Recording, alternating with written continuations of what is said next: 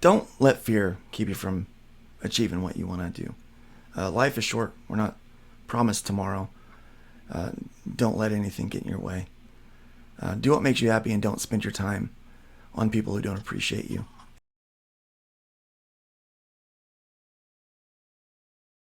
Good morning, good afternoon, good evening, wherever you are. Welcome to Plunge Pop, which is where we talk to people from anything to do with arts.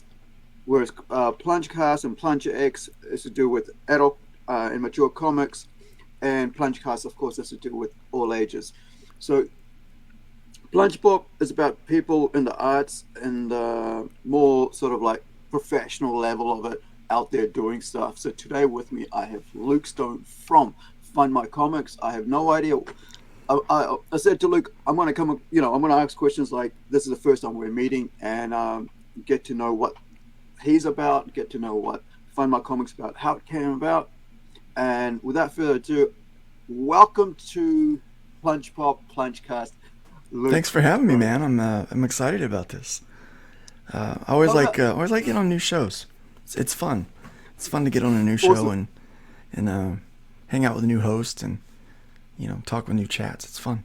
Yep. Awesome. Hey, how about give us a quick, short bio, and we'll jump into it after that. Ooh, quick short bio. Well, I've been doing comics for a long time. Fell in love with comics. About 5 years old. Always wanted to do it since about 14. I left comics for a while because I learned to play guitar, and I felt like it was easier to pick up chicks with a guitar than it was with comics. So I got pretty adept at it. Music took me from my hometown of Kokomo, Indiana, down to Jacksonville, Florida, but there wasn't many bands for me to hang out with while I was there. So I started back up comics again. And in 2021, I wound up getting sick. Well, first 2022 happened, all that mess. And when most people had pencils down, I got real busy trying to make a real go of comic books and making it a part-time job. And we were had been publishing for about 5 years already and doing some work. So we thought we had a good shot at it. In 2021, I wound up getting sick with COVID. Went in the hospital for 5 months. Almost died. Had to relearn how to breathe, walk, talk, the whole nine, including hold a pencil. So this voice that I've got and that rasp, that is not original model. That is aftermarket, my friend. That is a product of being on an event for 5.5 weeks. So we did that. When I woke up, it was like I woke up into a strange world indeed, and like an alternate universe. And I saw people, getting canceled for stupid stuff, and pardon me, and the world just going nuts. So I started formulating plans on how I could keep making comics while the world could burn down around me. I was going to build something up that could last, and that's where I kind of started doing Fund My Comic and Iron Age distribution and those things. So that's kind of where that all came from. But yeah, I was in Florida. What took me to Florida is I was pastoring.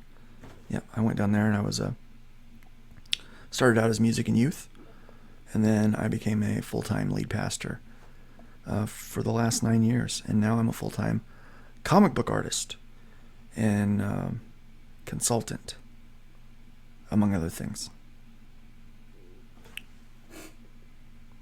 You are muted, my friend. Thank you for that. We kind of have like I don't want to like have any noise coming from me while while you're talking and I'm just listening. We kind of have a similar background in a lot of different areas. Like you're talking about pastoring and stuff. I understand it fully what Mm. that means, Yeah. 100%. And also, you know, music and losing hands. We were talking off air about stuff. When I my first year of art school, I fell on you know as you do at going to doing your art school, you get drunk and you party and all The that, and party, yeah. lost the use of my hand from being a really cool illustrator, in depth, like really detailed stuff, not comics, but actual, like fine art style stuff, to not doing it and then doing ceramics. So so what I learned to do was build with my hands rather than throw, right? So Yeah. throw what they call on a wheel. I actually hand built. So I Yep. still hand built, right? So I've got about this is, by the way, ceramic, That's nice. right? And it's one of my what I call new new tribal. Yeah, That's my yeah, I like the pattern in there. yeah. So it's layered and layered and layered, and so that's one of the things, you know. And then also, last year I picked up a bass, but one thing I really thought that stood out to me right there and then was pencils down, Yeah. right? During pencils down, I was on here, not not to the world, but really to our own folks here during COVID, every day for a month, coming on saying, "Hey, how's everybody doing today?" Because in that lockdown period, it was really tough because I Was. knew as an artist that a lot of social anxiety stuff was going to happen to artists who a lot of people don't realize that art comes from an emotional place, and it comes from it comes from that feeling moment place, not from like the okay, let's do stuff practical. Yeah, it's from here, right? And over here it kind of comes from what we call the soul, right? From our heart, our spirit. Right, yeah. and and when you are locked up and not able to connect to people, you become anxiety ridden. And Right. I was like, I'm not going to let this happen, My to daughter other people. laughs. She jokes a little bit about this, talking about how artists are all basically neurodivergent. Yeah, And so you've got to 100%. think, if you put 100 artists in a room, they're going to have 100 fights. It's crazy. They tend to get into those kind of things all the time. It's funny. But Yeah, yeah, uh, locking an artist away from other artists yeah, and living through a screen yeah. isn't a wise thing to do. And sadly, there's a lot of artists out there that have gotten stuck living through the Oh, screen, yeah, and man. they've forgotten to get outside and Yeah, meet other people and have conversations with people that maybe aren't privy to all of the ins and outs of their particular world. I love yeah, doing that. yeah. I mean, like, we were just talking off, prior to this, just last night, I was at a metal show, and I hadn't been up maybe for about to a concert probably since before prior to lockdown, like for us, like COVID, like which was like about Mm. 2020 something, Mm. and that's 3 years ago. And so you kind of get in them, like, because I'm a very social person, but I really like my privacy. I like to be at home, lie in bed, and because of my injuries, I have a back injury. I just want to just chill and do my work, and then chill, and then do this, chill, at my own pace. So and you're right about get out and do stuff. So my day is when I get out to do my grocery shopping, and that one day, and I hang out with my friend who's a close friend of mine, and we go together into town, and I spend 5 6 minutes talking to all the businesses that I visit, so they know me now, because that's the only time I get out. I don't go out at night. I don't go out other than that. So you're right there, man. Like, get out and do stuff. At least do Yeah, that. Talk to people you visit stores yeah. every time. I love when I talk to people and I tell them what I do. Yeah, Like, yeah, I get two responses normally. I tell them I'm a full-time illustrator, and they yeah. either go, "Oh, that's cool," or Right. "Oh, is that all you do?" Yeah, Mm, I'm like, "Yeah, that's pretty much it. That's about all I do." yeah, Yeah, people that don't understand the comic book world at all, it's nice to realize that there's people that yeah, you know, yeah. don't care about the fights that you just had yesterday on Twitter. Mm, They don't care about that stuff. yeah. Because I inevitably, had as a artists, we're gonna have those fights on Twitter. Yeah. I think I mean, like I was just saying, like with there was an hour and a half before the show, and I was sitting with four guys, and one guy was really talking to me, and so was another guy, and they had no idea what a comic book was. They knew what a cartoon was, but not what a comic book was. So I show them a piece, I show them a bit of artwork from one of our comics, and go, "Oh, cartoon," and I'm going, "No, man, it's a comic book," and but I'm like, "Yeah, I Sequential get it. storytelling, yeah. Yeah, it's like it's a totally different thing." But I'm like, "No, they don't get it because they're not aware of it." Yeah, they're not a part of that And world. yeah, And so this whole idea of like we are so important to ourselves because we're on social Yeah. media, that whole cancellation, and I had this whole I did a whole cancellation show on Friday night and on a live stream about how I was getting cancelled because there was a misunderstanding. I was trying to promote someone to get a job, get someone to get a job who was fluent in English and in Chinese. Hmm. That was my fault, asking someone to come on a job, to MC, who was fluent in English as well as Chinese, because even I'm not even fluent in my own language, right? So if Mm-hmm. you asked me to come and do a job in Hindi, I would have no clue at all how to do it. And so that was my cancellation. You know, oh, you're racist. It's like, yeah, great, thanks. That's But stupid. Yeah, it this is, these stupid fights. That's what I like yeah, getting out, and I actually like to get involved with.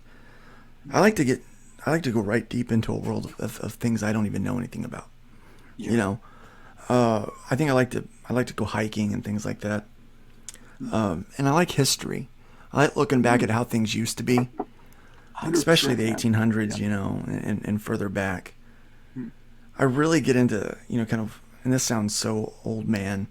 I know it does, but I love learning about like pioneer life, Yeah. like how like you show up at the base of a mountain. You think I'm gonna start a mill, I'm gonna start a farm, Yeah. and I'm gonna start a distillery right here, and this is where I'm gonna do it. Right, like how do you see that in your head? How do you think? And a lot of the stuff that we have now, there wasn't Home Depot to go to. They had to make this stuff. They had to Yeah. start, I mean, this was like hardcore Minecraft, I mean, they had to make their weapons and then upgrade their tools as they, right, you see?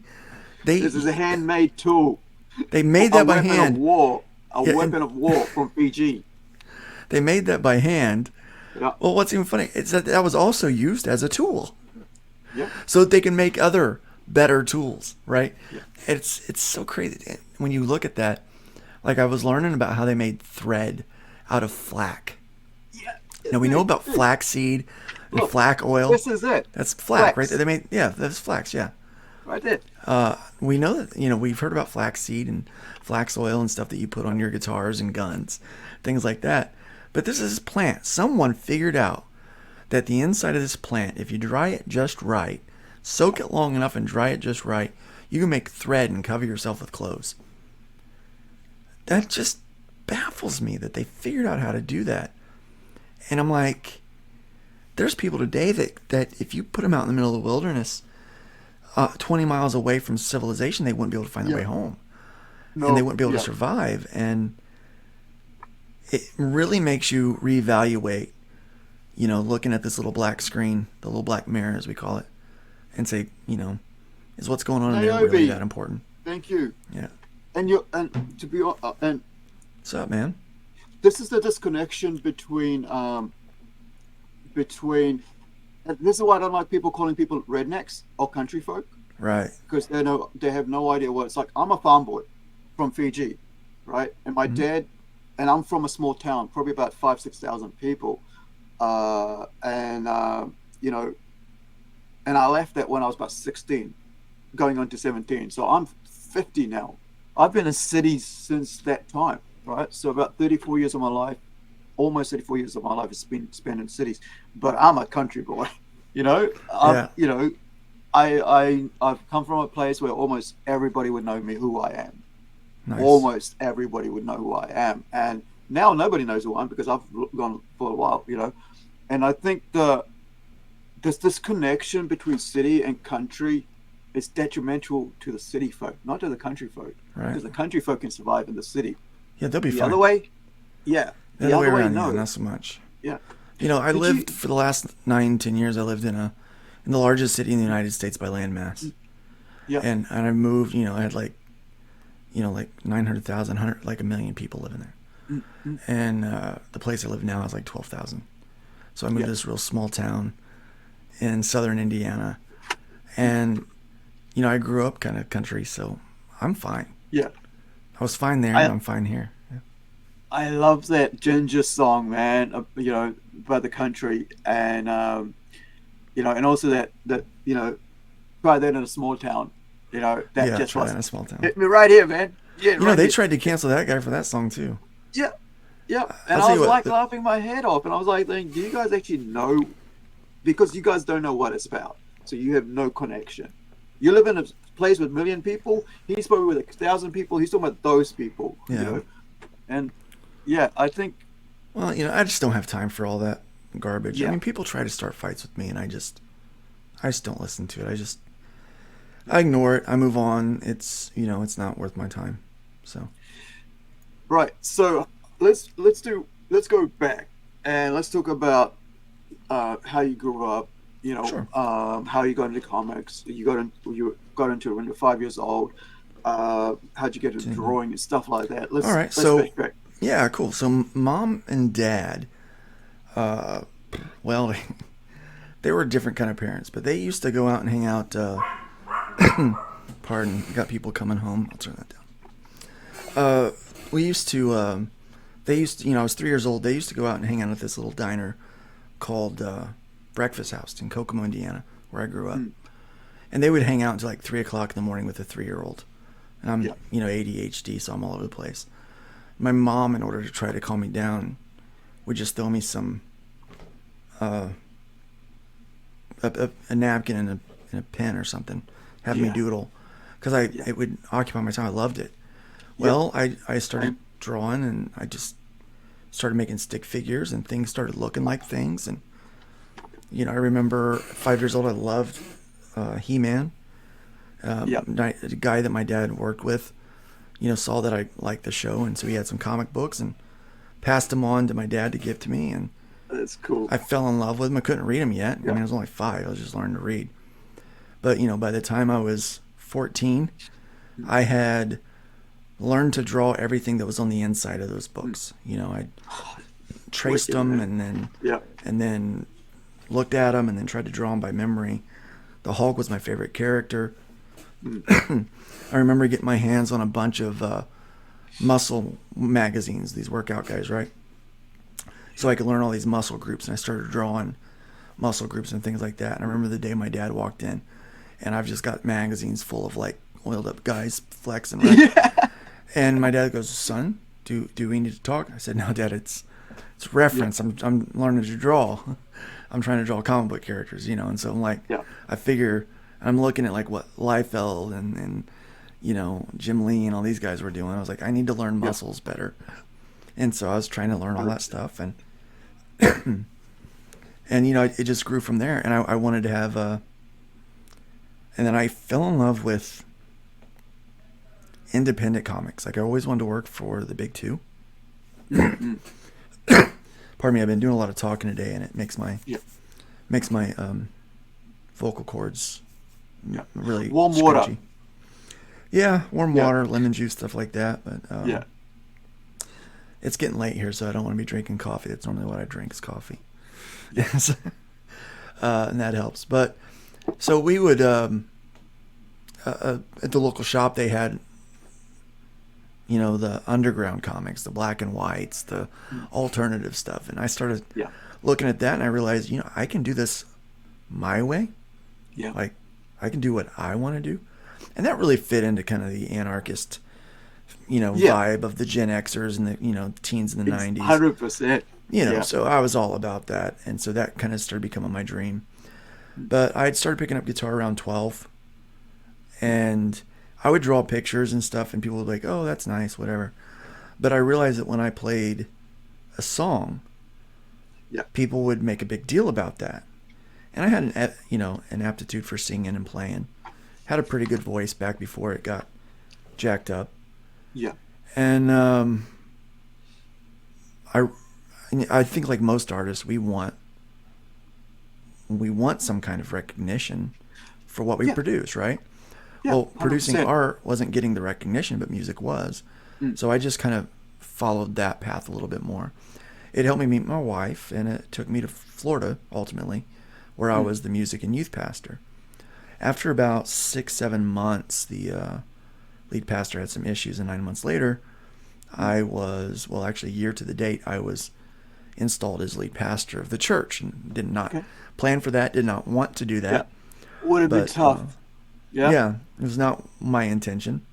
Getting thrust into leadership and, after, just following someone rather than like, helping someone. Now you're the one who's been doing Yeah, that I, full time. I really preferred being the support team.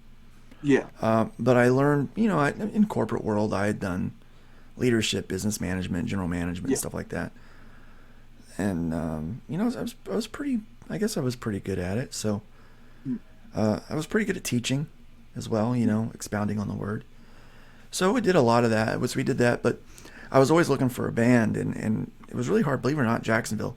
Unless you did hip hop or metal, mm, or if you were in a cover band, there really wasn't any kind of stuff for you, and that really wasn't my vibe. I was more alternative and original music kind of stuff. And so I started getting into comics again because I was like, I've always wanted right. to do comics. But a friend of mine, Jeremy Dale, his brother Gary, my brother, I'm sorry, I'm getting all screwed up. My friend Gary Dale, his brother Jeremy, had Mm, been doing comics for IDW. And so okay. we always just kind of lived vicariously through the fact that one of us was doing comics. Yeah. Yeah. But he wound up in November of 2014, wound up getting some con crud, got sick, and then passed away at home. Mm, Got sick and it killed him. And he was just a few years older than I was, yeah. which, kind of rocked me, really, kind of my whole Mm, point of view. And I'm thinking, wow, I do not want to die having not accomplished the thing that I really yeah. wanted to accomplish from a wee lad, if you would. Can I can I Yeah. just uh, stop you there? So I'm a third time attempt suicide, right? The last time was in about I think about 2012, and the salvation that came through my sister and my family at that time, and my friends that jumped on, because it was twice between 4 months. Because the first time was you know medicated overdose, because kind of like because of my injuries, I was taking medication and I'm mixing a whole lot of alcohol, and I was like, I don't get care anymore. And Yeah. the second time was 4 months later. I was like, the first time was easy, so let's get out of here. Hmm. Just lying, just boom, boom, boom in my bedroom, you know, and and when I came out of that, my sister said, I don't want to go through this again. you know, I don't want to go through this again with you, because this just hurts too much. And so, one thing after that, I just changed about what I want to do, what I want to focus. And since 2014, I've done so much more that I've always loved doing. That if I had passed away at that time, none of this would exist that Mm. I've created. None of my characters that like Incredi-Girl, those, Yeah. that I've been working on since 2007. 5 years later, I would be out, and there'll be nothing out there in the world about it. Nothing there. And all the stuff talking to all you guys would not exist. And the reason I wanted to stop there was because to say, think about what you're going to miss out on if you do that, Yeah. right? And you don't think about it in that moment. And I know I've been in that moment where it's all so dark and ugly, but just think about your family and how they feel. Think about what you personally would not be able to achieve because you're not there anymore. I've Yeah. had I was talking about a friend last night who was a freaking Joe Satriani, right? Joe Satriani, 18, 19 years old. We were going to be in a band. I was playing bass at that time in the 90s. And there was Rimu, Lance, hung himself because he had problems he hadn't worked out on meths. Like, what is it? Meths, whatever you guys call it over Mhm. there. We just call it meths here.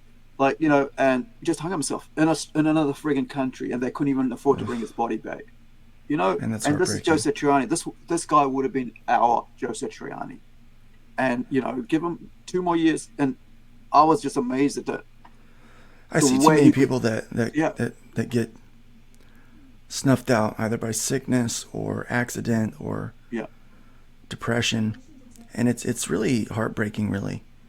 Mm. All of that stuff that, I mean, we're fragile. I mean, we're very Wait, resilient, but we're also very fragile. that's it. And, You know, I was, yeah, it was after I got home from the hospital, yeah, fast forward a little bit. yeah. Do I, you want I, to do you I want got to very carry on sick. with about the bro first, and then come back to this Sure, one? yeah, Or yeah.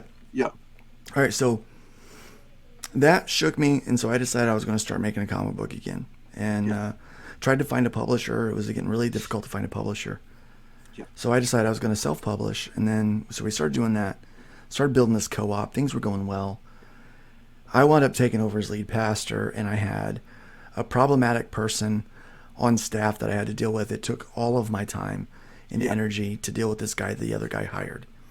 yeah, And so yeah, I handed over the company to another person to let them kind of run it, and they wound up running it straight into the ground. And so I just stepped yeah, away from comics for about a year and a half. The property that I was on, I was just, I was like, well, I'm done. mm, But I had a friend who got a hold of me. We weren't friends at the time. We are now. But he said, mm, hey, I really like your property hybrids. I think it would fit in well with the stuff that we got over here. Would you consider publishing it with us? And so I said, right, sure, why not? So I had one issue done already that we had published, and one done that the second one that wasn't published yet. mm, So he published both of those for me. right, And then for like a year and a half, I'm just focusing on ministry, trying to get things sorted there, learning how to be a lead pastor. Because yeah, normally, the youth pastor and the music guy, you rely on the lead pastor to tell you no when you've gone too yeah, far. yeah. You get So the I didn't, direction. Yeah, yeah, so I didn't know, so I was like, well, who's going to tell me no when I have the idea that's crazy? Like, nobody is. So I yeah, had to kind of learn how to adapt, to, being lead pastor and people's expectations versus yeah, my giftings and stuff like that. And I'm an entrepreneurial pastor is, yeah. going through seminary, you learn what your giftings are. And that's Right. my gifting. I start things. I'm a ministry starter. I'm Obviously, I I'm start there as businesses, well. right? Yeah. But the church I was appointed at was in hospice care. Right. They had been on a 20-year decline, and so they thought that maybe my entrepreneurial gifts could help build them up, but Mm, it was going to take them being willing, to kind of go through it. Uh, so I'm doing that. So I'm focusing on that. And then Joe gets a hold of me, says, I need to send you some money. Your book's been selling. When's number 3 coming out? And I'm like, what? People like the book? He's like, yeah. yeah. Yeah. So he sent me some money, and it was way more than I thought I was going to get. I was like, wow, that's pretty nice. So I went ahead and started whipping out book 3. Hmm. Things were kind of settling down for me, so I decided I was going to, kind of go with it for a little while. And then we just started to ramp things up, and I wanted to try to make it a part-time income. Right. 2020 hits, and everyone's going pencils down, right? Yeah. Well, we're spending all day doing this, streaming, talking to people, doing stuff, and so we pretty much start turning it into a job. Mm, We're selling more books now because nobody else is buying them. We're doing yeah. online auctions, and so I decided to try to start a company. I had some partners that wanted to start a company with me, and it's really important to choose the right people to work with. Hundred And percent. so we were trying to do that, and it wasn't really working out too well. And so I wound up moving over to Arrow Comics in 2021, and then got sick. Right. 5 months I was in the hospital. Wound up getting COVID. I got the Delta variant. I was one of 6 people that made it out alive of the hospital where I went. And I had to relearn how to walk, talk, eat, drink, breathe. I'm still in physical therapy. Right. Occupational therapy, and vocal therapy. So I'm doing all that. Plus, I just started more respiratory rehab Mm, because my lungs are only about a third of them work. right. They've got significant scarring. So I'm Can one of I those candidates can that I have lung. can I ask? Is this due to weight issues or previous ailments that you had that made it worse? No. No. I mean, it could have been. I mean, I was a little overweight. Yeah. I'm diabetic. I Right. watched my diabetes, but other than that, I was healthy as a horse. Yeah. Clydesdale maybe, but a horse nonetheless. And I, so, I, I caught it, and I'm like skinny, dude. Like, I'm skinny. So I had yeah, it in September about a year ago, right? And I couldn't stand up. I had to sit back down. And like, I'm just saying the minimal side, the other end of it, where you got the serious end of it. I'm just like thinking, shit, what would be like with you? If when I compare, I'm like, I'm running to the loo, right? I get up and 2 seconds I have to sit down because there's no energy. My dad just had it, right? My dad just yeah, had it the other week. He's 83, so I'm sitting lying here at home going, is this it? Am I going to lose my dad? So I'm not saying to anybody online. I'm not talking about anything to anybody, and I'm thinking, am I going to lose my dad? So there was seriousness to it, and a lot, there's points where people say, "Oh, it wasn't too much," but I was surrounded by people who were saying, "I've just lost my dad," like, and my mum's in hospital and stuff like that. So while everybody was there was on the extreme end, they were making light of it. There was other people on actually losing family members, and like you in the middle in hospital. So yeah. It was pretty crazy. I think some people, unless it happens to them, they don't understand. They won't get Yeah, it. yeah. They do, and it's it's a different journey for everybody. So I was in the hospital for 2 weeks, and they put me down the ICU, induced a coma for me. Mm, Before I went in, they told me I had about a 5% chance to live. They said, "Don't yeah, expect to wake up, Mr. Stone." That's actually what the doctor told me. So when I said goodbye to my family, I thought that was it. And so when I woke up, I was super surprised that I was here. And it was a long, arduous road to get back. So 5 months later, I finally get out of the hospital. I'm mm, still in a wheelchair. I'm walking a little bit. I'm in a lot of rehab. But I'm watching people get canceled. I'm watching yeah, people get yeah, crazy. I mean, yeah. yeah. I I'm mean, just this is what watching I'm all this saying. Like, weird I stuff. I had it for about a week. That was it. 3-4 days. You know, Yeah. and I was like, and I was shoving down vitamins, lemon, um, ginger, garlic. I was doing everything I could think of because I wasn't going to get the shot. That was me, right? Yeah. Because my people have had things happen to them, right? So I'm like, I'm just not going to be there. And so, but I was like making sure I looked after myself hard out, and Niobe's here saying, Yeah. he had it for 2 weeks. Dad had it for 2 weeks, It's yeah, just you the other never week. yeah, you never know. It's like it hits people Yeah, different. And there's these different variants, and I learned so much about, the shot wasn't going to keep you from getting the Delta variant. And exactly. yeah, it was just stupid. All of that Yeah, was stupid, and people were fighting over and over stuff for no reason, just because yeah, they politicized all of that so much. And yeah, the truth is, people were getting it, they were dying. yeah, And I saw a 23-year-old guy who was super healthy yeah, get rolled out in a body bag. yeah, And so, the fact that I'm here was not lost on me. So when yeah, I came home, I thought, number one, the world's gone to shit. I do not yeah, want to get canceled mm, because I'm certain I'm going to say something that's going to piss someone off yeah, because my filter, it's like a full reset. All of the yeah, filters and things that I had developed over the years of yeah, ministry and adulthood were gone. So now I'm like, I just tell people what I think, and I'm like, oh crap, this is occupational hazard.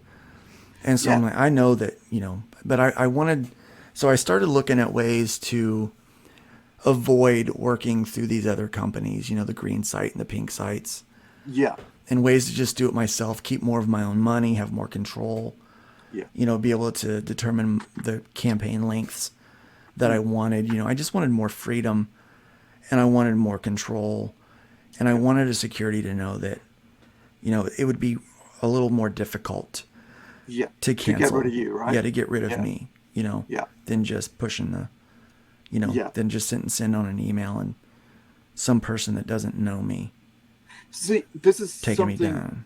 this is something that Eric July said just this week about that. I own the company.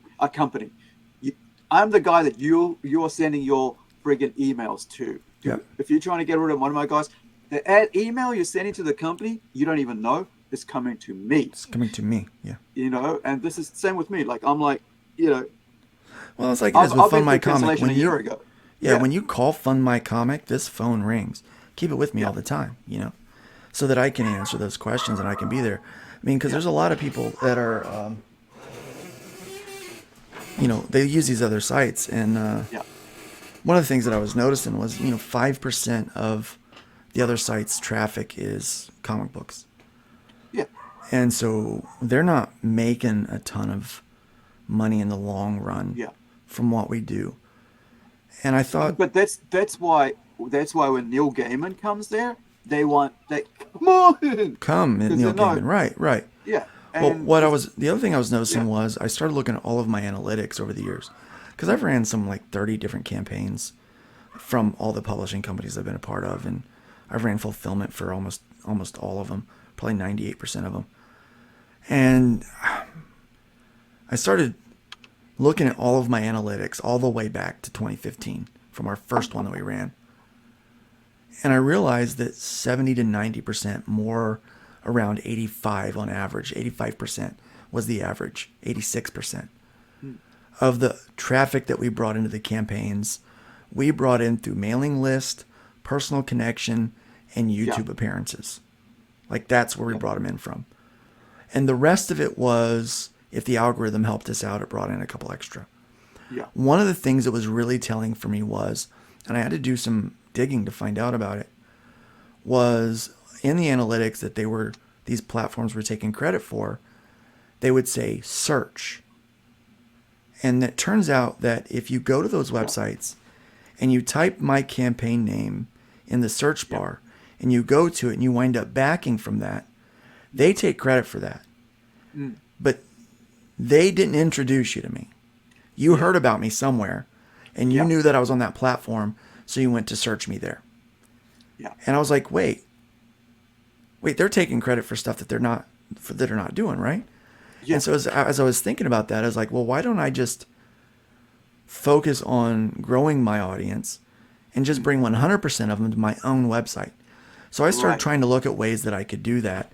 I checked out WordPress. I checked out Shopify plugins, and nothing was really, I did do some tech back in the day, some web design back when, the internet first started, but I don't have time for all this other crap. And I wanted something solid and secure, something people weren't going to be able to hack, that I didn't have to watch every day, because that's not what I want to do. That's not my job. Yeah. Well, I wound up finding 2 or 3 different development firms that had a white label infrastructure, and they had different like base packages. They said, okay, here's what it is. You can try this. And said, but we can adapt this to whatever your needs are. They basically work for you. They're become your development team. Like a real business would do if they wanted to hire someone to make a website for them. Very interesting. So I look through these ones, and I'm trying it out, and then I find one that I like the core. I said, this one's closest to what I want. And then we just started working with them to build out a website that we wanted. Yeah. But it was for myself. It was not for anyone else. It was just for me. And then I told my friends that, hey, I could have other users use this, by the way. Yeah. And I showed it, and I was like, we're just, maybe some of my friends will use it in case they get canceled or whatever. They can use the website too. But the whole idea was just that it was just for me. I didn't want to share it. But then more people started getting shadow banned. People got canceled off of Kickstarter. Mike Barron was one of them that got canceled off of there. And then Mike Barron, what does he do? He did really well. He originally did Punisher, and then he does Florida Man. Of course, I should know that. Private American. His Private American got canceled off of there because somebody complained, and no one even knew what the. Yeah. People are still trying to say things about that book that aren't true. I'm like, no, that's not what that book's about at all. I got it. It's actually pretty good. And So I was, but really the Indiegogo shadow banning thing was getting bad, and they were the primary culprit. And people said, Luke, you need to share this and really consider it. A guy named Ray Haylock, who does web design for Tug, that umbrella guy, Yeah. talked me into, he and Bunny talked me into really looking into it. So Yeah. I hired a lawyer and I hired an accountant. And I said, if we're going to do this, we got to do it right. Yeah. And then a guy named Todd Altman's come along and said, I know it's going to be a big investment. I'd like to pitch in a little bit too. And I said, well, here's where the money's at. And he's like, I'll pitch in 25%. And It's so awesome. we created a contract, got that signed, Yeah. got that taken care of. Todd and I are now co-owners of a website that doesn't exist yet. And, Yeah. and so we get all of the legal stuff taken care of, the accounting stuff taken care of, get everything set up with Stripe. We have to make sure our terms of service are in line with their terms of service, so Yeah. on and so forth, because someone could try to come after us and we may say no, but they may try to go to them. But as long Yeah. as we're in accordance with their terms of service, then they don't care. It's, Well, it's yeah, what's happening with Russell Brand right now, right? yeah, Without going through a law, without going through the courts, he's being unpersoned. Without them right, actually yeah, going to the police, right? I'm a victim. I like not in the I just want to say that I understand what a victim is. So yeah, now, without going through the courts, without reporting to the police, they're just trying to destroy a man's life. There's no coming back from them if you're a normal person. Like Tyrus, Tyrus the wrestler. I've never heard of him. He's this big, huge dude, and he's Oh, on okay, I might have Fox heard. with All right. he's on Fox with Gutfield, right? So Oh, okay, every yeah, now yeah, I know what you're talking yeah about. every now and then I get one of Tyrus's one of those Gutfield things, and Tyrus is so solid, dude. Like his comments are always something words of wisdom whenever Yeah, And Gutfield says to him like, "You always have a clear picture on this," and Tyrus goes, "Listen, they were doing the segments, and I shared it elsewhere, but he says stuff. He goes, "Look, man, the police. Go report to the damn police. Go to the court system. Do it the right way.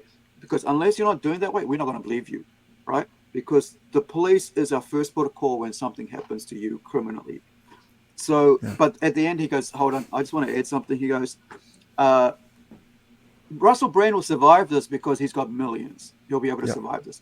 But if you're not Russell Brand and this happens to you, You're done. and the thing is, 60 to 70% of times it happens to guys. Yeah, So that huge thing is always it's against males more than females. I'm not sure. saying there isn't, but against females, but there is more against Primarily, yeah, males. So he goes, if you're not Russell Brand, you're not coming out of situations like this, even if they're proven right, like they, even if if it's proven wrong, sorry, if it's false, right, 100% false, you will not be able to survive it unless you're someone like Russell Brand. Like look at Johnny Depp, right, and the stuff like court that. of He's still public not opinion surviving. speaks way before the Yeah, court actually does. And the it's truth is, destructive, man. yeah, and the truth is, a lie can make it around the globe 2 or 3 times before the truth even has a chance to put its boots on. And this is what this is. That's why they like the media wants to make money, and this is what Tara said. Media wants to make money, Yeah. right, while it's still alive. They don't care. In a week, you'll be done with. They'll move on, Any but you're lie they living with post, it. they will retract in every Yes. headline that is a lie, Yeah. they will retract on page 6 in a little Yeah. blurb in the back of the paper. And so hardly anybody knows about it, and they still have the thing in their head, oh, negative Yeah. against you. Yeah, so And yeah, we knew that we needed to be solid in all of our legal stuff, and so we started working yeah, on that. And we knew that our primary competition for most comic book creators that I knew anyway was going to be the pink site.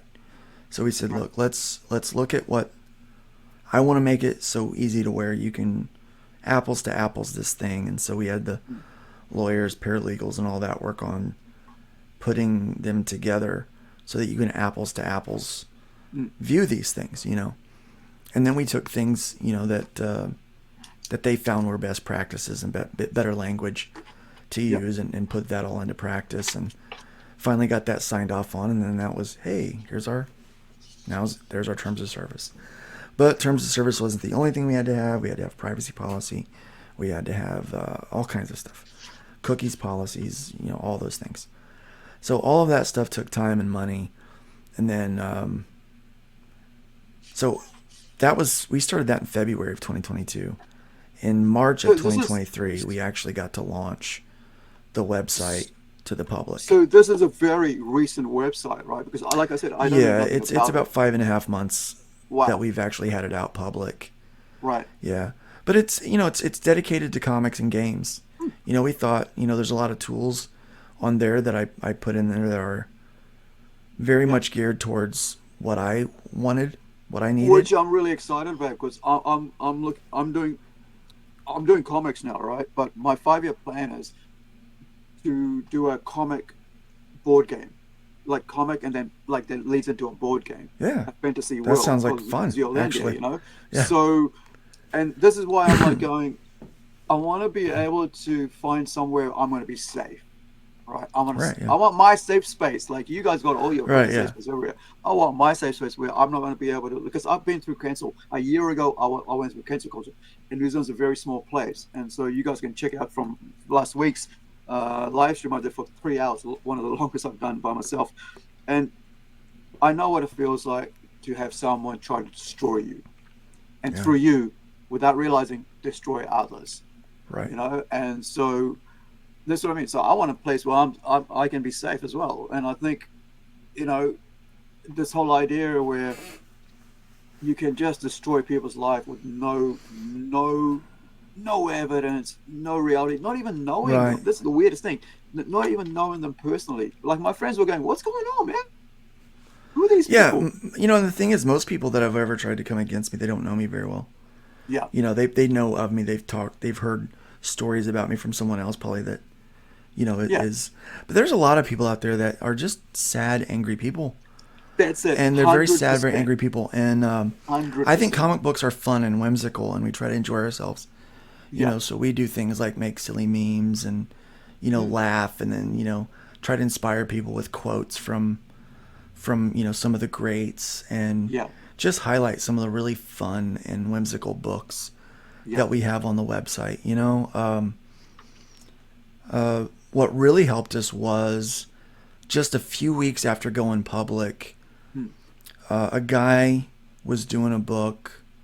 His name is Hans, and he was doing his version of the monkey trial from back in the day. So there was a book about it, movie about it, where a science teacher was told he couldn't teach evolution, and he did it anyway. So they arrested him and they put him on trial. Yeah. And so it was kind of a mock trial. It's where they get the term monkey trial these days, right? Okay. Well, he thought we call it kangaroo court. Kangaroo court. Yeah, there you go. Yeah, kind of like a kangaroo court. Yeah, we called it monkey trial, right? So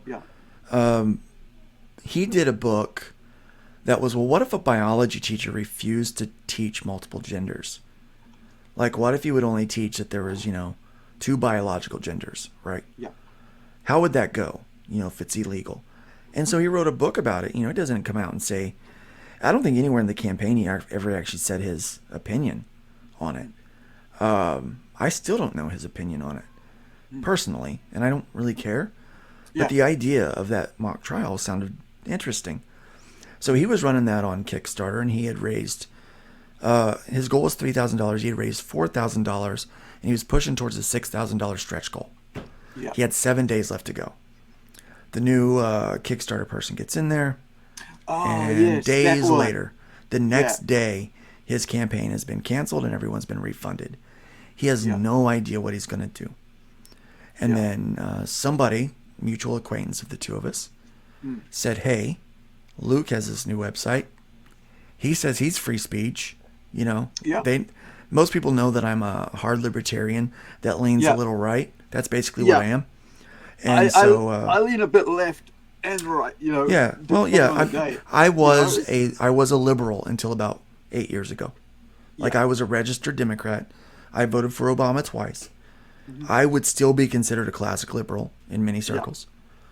I do, so. Anyway, I digress. So, I'll just put it this way. I don't care about arguing over black and white or red and blue. Yeah. The only color I care about is green. Okay? 100%. That's the one we're talking about here. So Hans gets a hold of me, asked me, yeah, I said, go ahead, put it up. We have a review process. If it makes it the review process, you're fine. So he makes it, he posts it. I'm like, there's absolutely nothing wrong with it. He pretty much just copy and pasted everything over. And so we launch within 24 hours.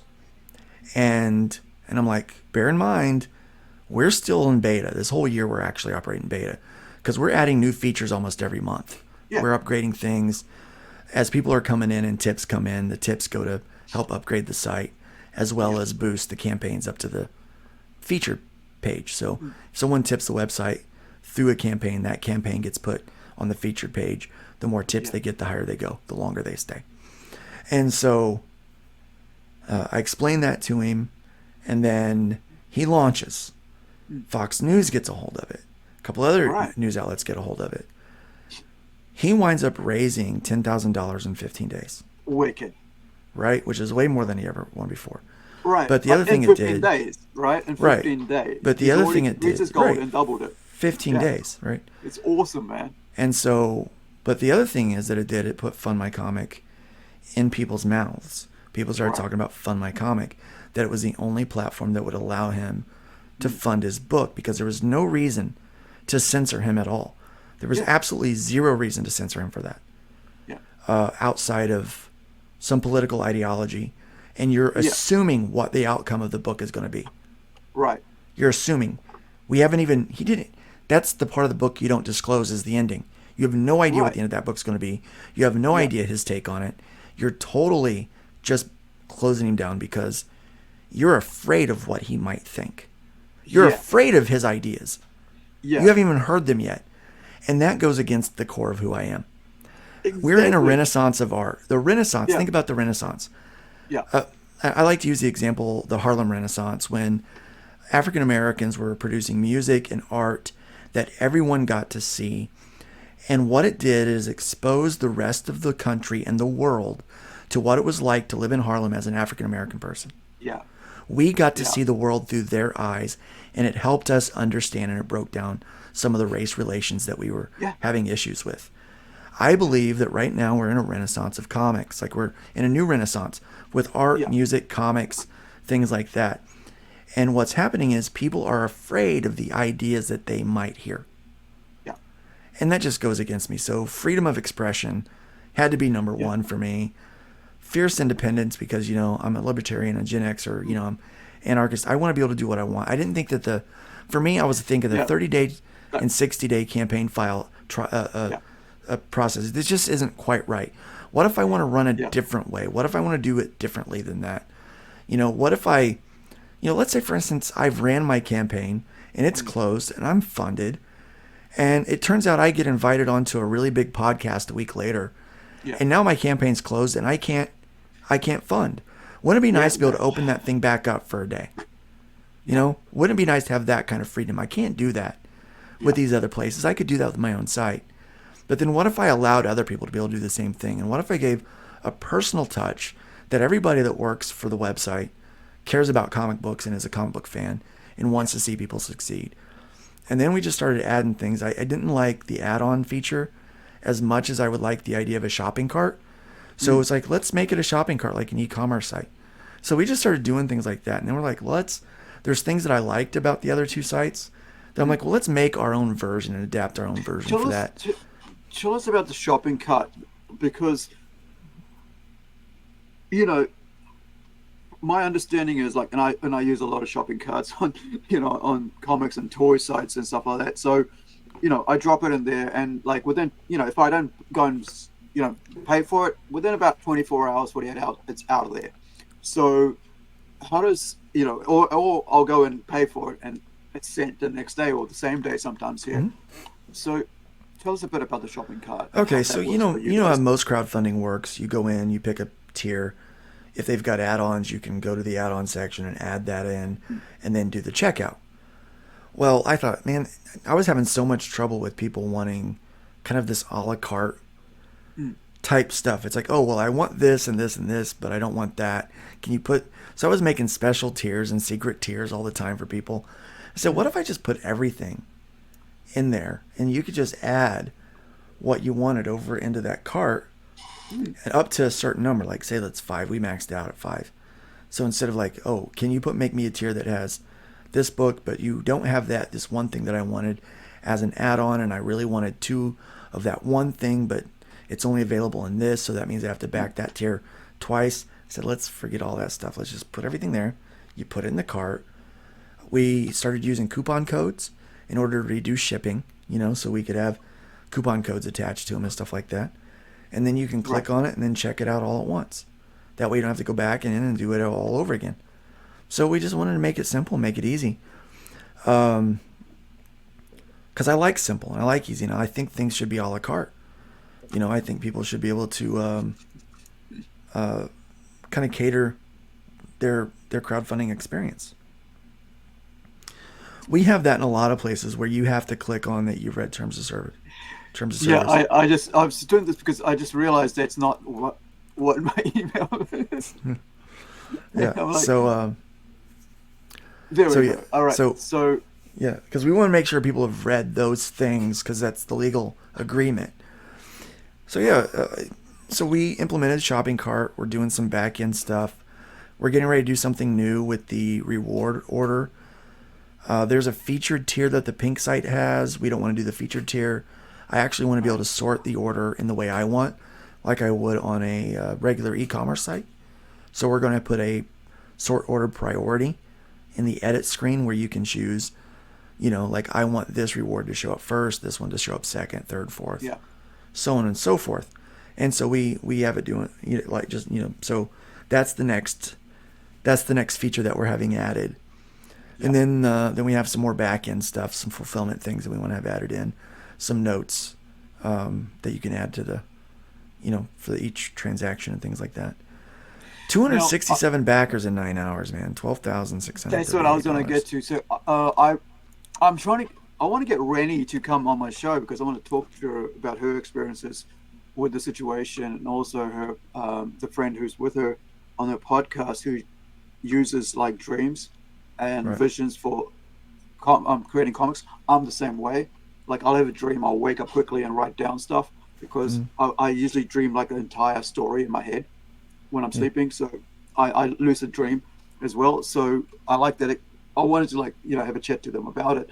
But the reason I bring this one as something particular is because last night they were on YouTube on a podcast promoting this, and they had I was editing, I was falling asleep, coming back from the concert and stuff, and I saw this, like they're selling original art and everything on YouTube, and so to have within 9 hours to get that much backing is amazing, and to know that she keeps everything, and this is what really gets me, except 3% or 2% when it gets promotion, right? 2%, yeah. So we got a new promotion. She keeps it all.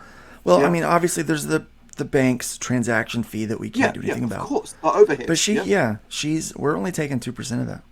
Yeah, and that's going to pay to keep the website open. Yeah. Yeah, and this is look, man, this is where I'm coming to soon. I'm setting myself up because I love the idea behind it. And here's something that we didn't talk about when you were before we enter this. It's like that I wanted to add in. I'm a classical liberal, and the sense that just leave me alone to do what I do, and when I don't hurt anybody, I'm gonna leave you alone to do what you do if you're not without you hurting anybody. When don't you hurt anybody either. I'll step in. Yeah, and I'll step in, and you step in. That's when I have a problem is when you hurt somebody. Yeah, and so we're coming back from my mom's 71st birthday. Last Saturday. Today's Sunday in New Zealand. So Saturday for Northern Hemisphere. So, about what's that, like 8 days ago or something. So, my niece and my nephew, they're playing on their phone, and it's like had some questionnaires, right? Hate speech came up, and I said to him, "There's no such thing as hate speech. There's only speech." And he goes, "What do you mean?" I said, "Look, dude, what I say isn't hate. If I say something you don't like it, that's because you don't like it, Yeah. and you tell me you don't like it. That doesn't suddenly become hate speech. It doesn't make sense. It's just speech. We are the only people who can communicate to other people from other ethnicities, right, through language. Right.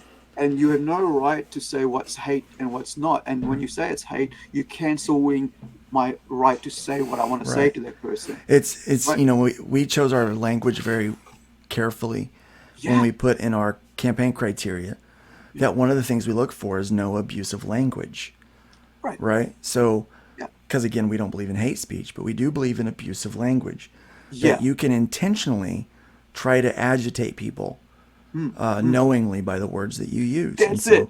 so we say, Intentional. don't do Intent. that. Like, Yeah. don't The do that. intent. Just, yeah. So we say, yeah, I tell people's like, well, you're going to gatekeep. And I'm like, yeah, a little bit. It's my yard. Yeah. I'm going to gatekeep. But people that don't like me can use the site. In fact, I Yeah. encourage them to, because I think that,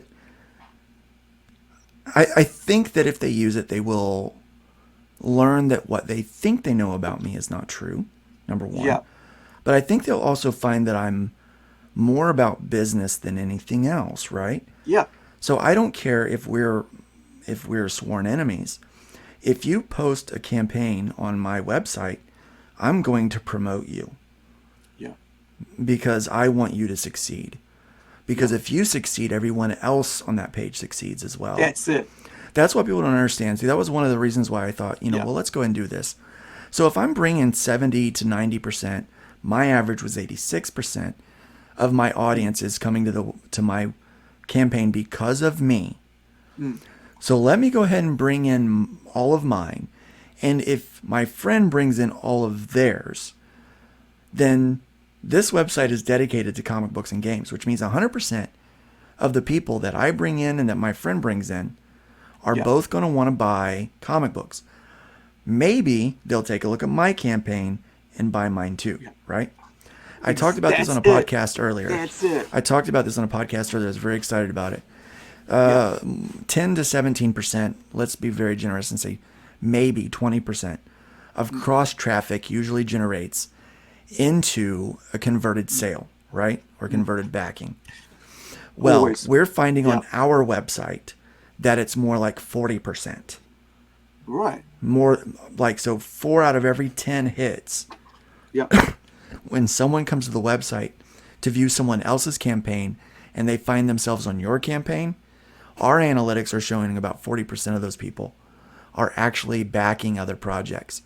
So we have the majority of our users have multiple campaigns in their list that they've backed. We have, as of today, we have, let me tell you how many users we have on the website now. We have, I've got to get there, sorry. I just thought to mention it. We have 3,000 users on the website right now Right. that are purchasing comic books, and the majority of them have purchased multiple comic books from different campaigns. Yeah. And so we thought, well, if we're all bringing in our it's going to help everybody. But the Yeah. other thing that it helps is, financially times are tough. Yeah. If you're already bringing in that 70 to 90% of your initial audience, why shouldn't you be able to keep more of your own money and then go to the other sites to run cleanup? I'm not telling people not to use those sites. I'm Yeah. telling them to use us first. Right. And so in order to help promote that, we're running a new promotion that if you run a first-time book, like it's the first time this book has ever been ran, for the first 30 days at least, exclusively on Fund My Comic, we'll give you a 2% platform fee instead of a 3%. All right. I'm platform taking that one. Like, I think most people will. Once the word spreads about Yeah. that, I think most people will. Because honestly, even if we don't get along and it's not the book that I like, right? yeah. And I know I'm saying that if we don't, I get along with most people. I say, I do. I'm usually a very agreeable person to an extent. But I want to make a point that this is for everybody. Let's say, politically we're different, religious views were different, and you're like, there's no way Luke and I would ever get along if we were to sit down at a cafe table. Probably not true. I think there's only one person that I don't get along with at all, and never will try to at this point. I've tried too often. But I think that if I say even that person, like that person who I'm ideologically opposed to, and that they're ideologically opposed to me, that this place is a good platform for them too. I believe they have a right to make the comic book they want to make. As long as they can play with the rules, they should be able to make that comic book, right? And I also think that they shouldn't pay more to the platform for it. You know what I mean? I think they should be able to keep more of their own money. That's just my viewpoint. So irrespective of, where we stand in the world on our viewpoints, if you're making a comic book, I think you deserve to keep more of your own money. You're muted again. It's tough enough to spend all that years creating it. This is one comic we want to try to show that I want to bring over to Fun My Comics. It's called Robot Nations. It's like 2 short stories in one comic book, so it's about 28 pages of comic story, all complete short stories. So it's like a 12-page short story and a 16-page short story, almost finished. Oh, very neat. Okay. And I'm questioning whether I put colors to it, because I come from this background, right? So I come from, like, as a child, right? I come from black and white and with spot color, right? So yeah, 2000 AD, is my thing. I mean, my growth, mature comic thing when I was a kid. So you have stuff like this, and I'm thinking maybe I'll do a full color in the poster in the middle, right? And then the rest of it will be black and white. That's a neat idea. So that way I have a great and the poster won't have anything on the back apart from text, right? Just stuff about stuff. So you can actually pull it out and you can put it on your wall, because I'm that kind of kid. I'm that kid who likes to take apart his magazine and put it on the wall and stuff like that. I did this the other day over here. Let me show you something.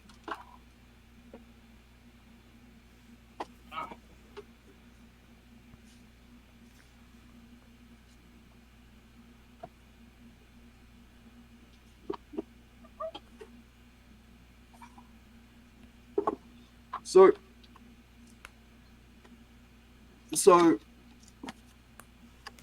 let me just show you this book. So this is a Zoane. Where am I? There we are. So this is a level 26 anti-Izuka, but check out the right. Yeah. So what happened with this was that I don't speak French. It was $2 for at the thrift shop, right? The Salvation Army shop. But I looked at it and I know that guy's name from somewhere. Yeah, that's right. So I look in. It's full of stuff like this. Neat. And so what I do is I buy a frame for about another $2-3, but it ends up being free because the friggin' back fell off. Well, because I dropped it, and then she goes, they know me really well, and I always get shocked. So I took one of the pages and I framed it. Very cool. Right now I have that on the wall. So when I'm that practical guy. So when I say, it'll be cool, because usually when I was a kid, when I was getting heavy metal magazines to put on my wall, or motorbike magazines to put on the wall, like was it like not Easy Rider, but another, with Daytona and all that. Was it Daytona? Anyway, it was an Aussie book and it was an American book. So I'd have Harleys on the wall, but on the back, they'd have all the, all this important stuff of the poster. So I'm like, so I'll go and put a poster in, full color, really cool, right? And then have the rest of the book, kind of looking like, like this. You remember back in the day when, and I don't think they do this anymore, but it used to be with Diamond, that books that didn't sell, they would give you a credit back if you tore the cover off and sent the cover to them. So I would get comic books without covers, but I would also wind up getting covers without comics. and I would Yeah. use those covers for decorations for my walls.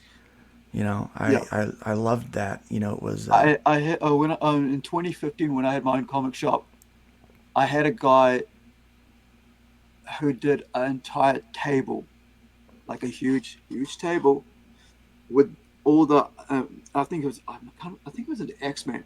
So all the old X-Men stuff all over, and then varnished, laid out the lacquer on top. oh, I love that. It was just like, so when you went to his house, this, he's a rich guy because he works his butt off, right? So he was on his mid 30s, and you know, he goes, "This is what's in my middle of my house, in my lounge. Just built this. Check this out." You know, it was just, you know, Right. yeah, Yeah. So I think with Fun My Comic, one of the things that I wanted to do, I kind of wanted to honor God with it, but at the same time, the only way we thought that we could do that is really by honoring people and allowing them a place to freely right? express themselves and Yeah, to talk. I mean, in yeah, order to preserve freedom of speech for Christians and conservatives, we yeah. have to preserve freedom of speech for And everybody. classical liberals, right? And classic liberals, we have You to know, we yeah, have to maintain that for everybody, and eventually the yeah. pendulum will swing the opposite direction, and the voices that will be silenced will be the progressive ones, and they should be And allowed to they don't speak too. understand that. They don't understand that, man. Most Like, people don't understand that. what is that like? I have that thing from World War II that really has stuck with me. First they came for such, then they came for such, then they came for such, then they came for us, and there was nobody to stand with me. Yeah, That thing, and I've always been about that. It's like I I heard mean, that maybe about 20 odd years ago, and I was like, whoa, I, it's things words that like what was it? I can't remember who said it, but I mean that thing was like, if I don't stand for anybody else, how do I expect other people to stand for me? right. So You know? I'm gonna stand for everybody, and that's really what Todd and I want Fun My Comic to be. Someone said, "Oh well, it's a Comicsgate platform." I said, "No, no, it's not. It's a Hmm. I said at best it's an Iron Age Oh, platform, but really it's an indie comics platform. Is yeah, what it is. It is for the entire comic community. Well, comic right, industry. I don't like to call it a community. That's not quite right. yeah. But I mean, it's like, I mean, there's nobody stopping those guys, like, somebody coming on there. It's like, if it's for everybody. But the Right. thing is, like, it's the idea, it's what do you bring to the game, right? Right. Yeah. What attitude are you bringing to the game? And, Yep. are you coming in to hate the game? Are you coming in to hate the players? Are you coming in to get off at the coach? Are you are you there to, yell at the other team? What's your attitude when you come into this place? Right. Yeah. And I think a lot of people,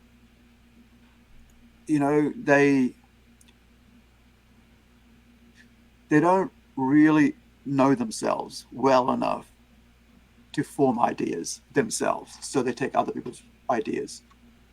So first thyself be true. That kind of Yeah. thing. Know Know thine who own you self. Yeah. are. And like it took me my sister to say what makes you happy, to be able to stand on my own feet and be able to find my lonely, to get over my Yeah. depression and stuff. I think You know, comics make me happy, man. yeah, And I like whatever. What the other thing that makes me happy is watching people succeed. I actually like to see hundred people percent, win. 100%. I'm not one of those people that gets upset when I see other people win. And Yeah, I try to turn them. I actually get excited when other yeah. I'm people like, win. I'm like, how did you do it?